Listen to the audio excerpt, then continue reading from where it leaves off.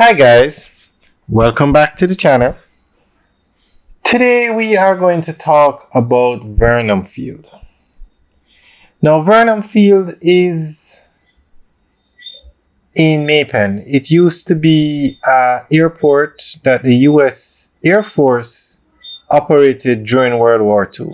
Now it has a massive runway. The runway is still there, and there are hundreds of acres of land around the runway that can be used to build an airport. There's been talk about a logistics hub, an aerotropolis. It is prime real estate in Jamaica for building an airport.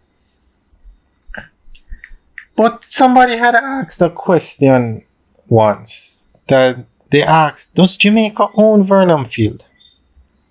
And it turns out that Jamaica does not own Vernamfield. Vernamfield is still owned by the US Air Force.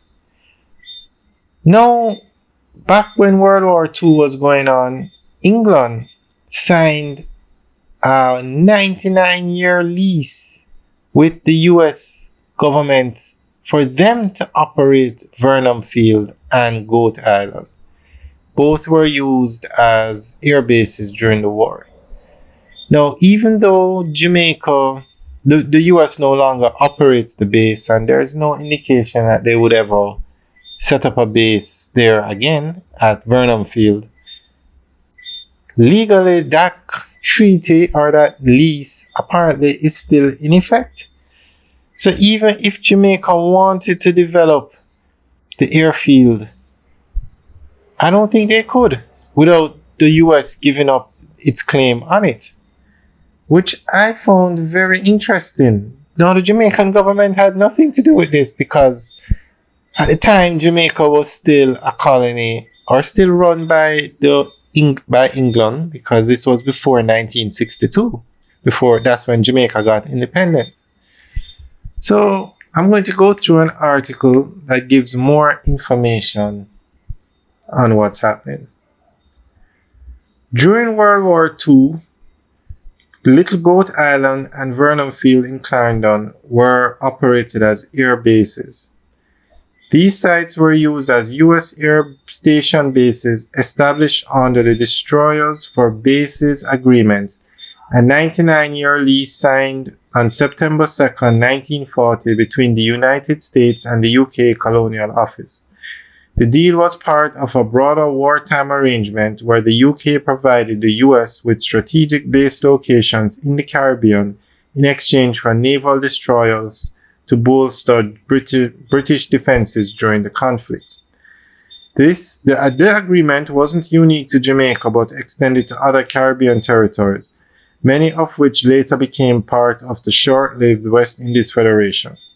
The Federation dissolved before World War II ended, adding complexity to the legal standing of the agreement.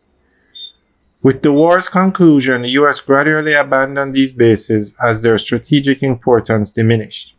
However, the question remains, is the original lease still valid? While the lease was set to last until 2039, the dissolution of the West Indies Federation complicates matters. Although the agreement was tied to specific territories rather than the Federation itself, it remains unclear whether it still applies to Jamaica, which gained independence in 1962. The legal status of the lease continues to be an unresolved issue, leaving room for speculation. So that's the end of the update article.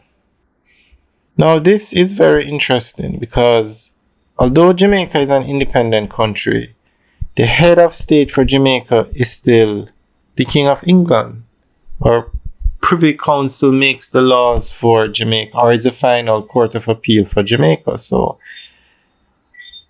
chances are that this agreement would still be in effect. But the good thing is, I don't think the US would object to an airport being built there. Now, I remember there was some discussion about Goat Island. I think the Chinese wanted to develop Goat Island, and I don't think they were able to. I don't remember the story. I will research it. If anybody can remember, you can leave a comment in the section below. But I don't think they were allowed, the Jamaican government was not allowed to let the Chinese develop Goat Island because I guess the same treaty would be in effect for Goat Island as it is in effect for Vernamfield. So this is very interesting. Guys, let us know what you think. Leave your comments in the section below. Alright guys, have a good day.